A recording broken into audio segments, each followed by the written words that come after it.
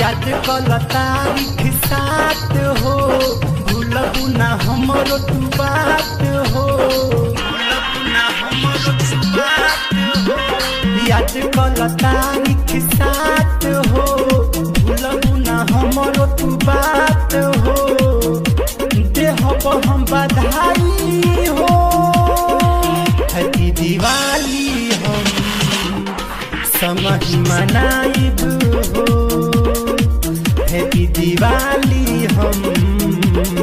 समझ मनाइब हो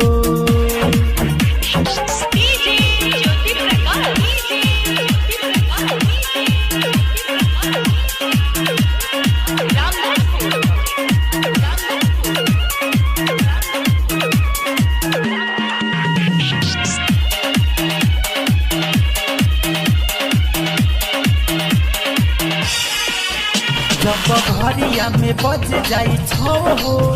तू लगाई ह पवनो लो हो डेट करी हो ना तनी को तू गोरी बन के आई ह तू दुल्हन हो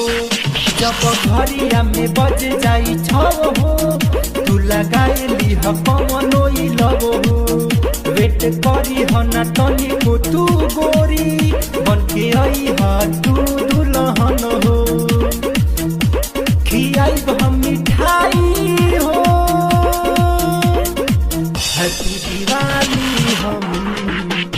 संगहि मनाइब हो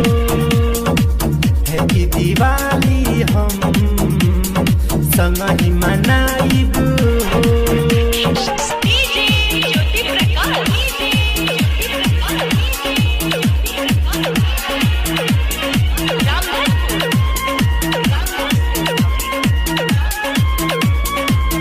रहे पहिले से हम उहाँ आइले ले रहे हम 12 का मोबाइल हम भुइया बिछा देब गमछी छोड़ दी तू शरमाइल रहे पहिले से हम उहाँ आइले ले रहे हम 12 का मोबाइल हम भुइया बिछा देब गमछी छोड़ दी तू शरमाइल केहू से न डराइब हो हैप्पी दिवाली हम संगहि मनाइब हो हैप्पी दिवाली हम संगहि मनाइब